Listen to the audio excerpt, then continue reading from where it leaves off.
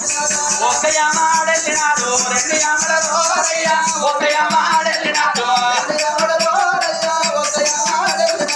తూరుపోగా రాజ్యములా తిరుగుతున్నారు రయ్యా తూరుపోగా రాజ్యములా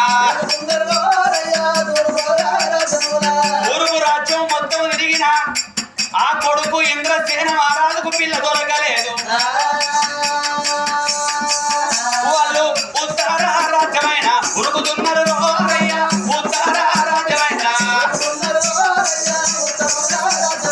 ఉత్తర రాజ్యం అక్కడ గానం పట్టిన పిల్లకు నచ్చుతే పిల్లగానికి నచ్చుతలేదు పిల్లగానికి నచ్చుతే పిల్లకు నచ్చుతలేదు. మళ్ళా దక్షిణ దేశమైన గౌడు గీసేన వాళ్ళు దక్షిణ దేశమైన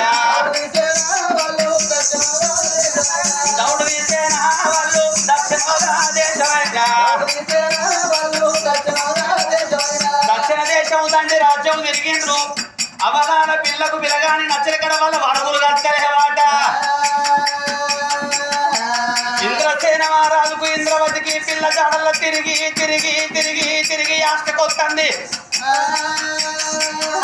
ఓ భగవంత ఈయన తొక్కడు ఉట్టకుండా అయిపోయిన పుట్టువాడికి అగ్గి తరుగుతే అటు అవ్వలెక్కలేడాయే ఇటు అయ్యలెక్కలేడాయే కుక్కడికే భయించోదు కుక్క పోలికన్నట్టు ఊటిండు పోరడు.